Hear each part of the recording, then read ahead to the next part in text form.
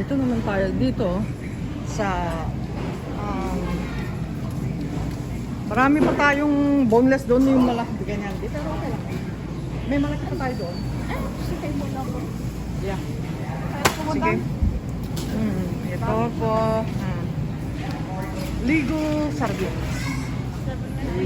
Yeah, Pilipinas po to. Pero, yan, nakalakan ito na isang hindi na kailangan yung ano.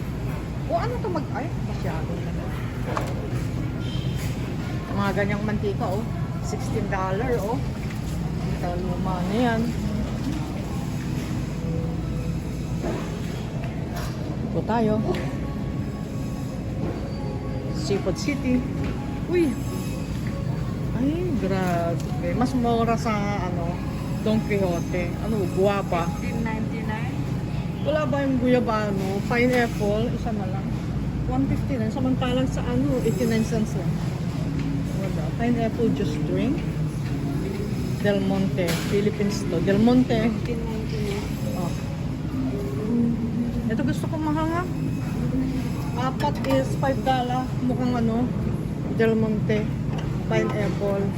Nakakaano to. Nakaka-vlogger. Nakaka-ganda ng skin. At nakakawala ng mga maraming sakit-sakit yan. $4 $5. So parang $125 lang ang isa. So okay na to. Anong ulam nyo? Sabi nung kanina. Anong ulam nyo? Beef tapa? Pork tocino? Masyadong mataas yung cholesterol ko kasi kaya nakakatakot. Huwag naman kasi mataas yung cholesterol ko. Baka magpapakain ulit ako. Magpakaano na lang kaya ang ilong. Bili na lang ako ng maraming longganisa sa kanya. Kalamansi. Marami rin kalamansi dito pero meron naman kami. Ito kaya. Pwedeng i-ano mo tapos i-freezer na. O masyadong maaga pa ba?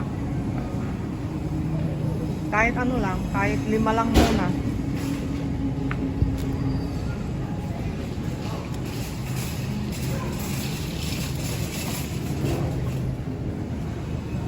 Ano naman akong bibili?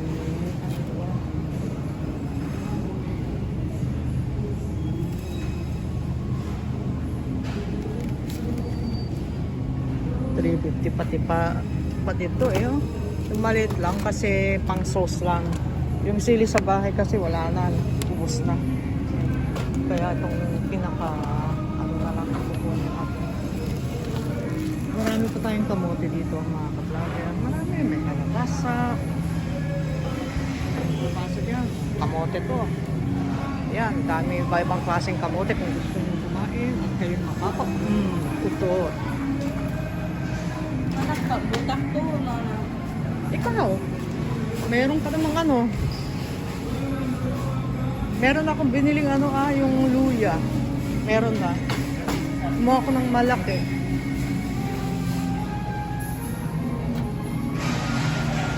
Ito, magkano yung luya nila dito? Garlic cloves is $6.99. Marami ng garlic sa bahay.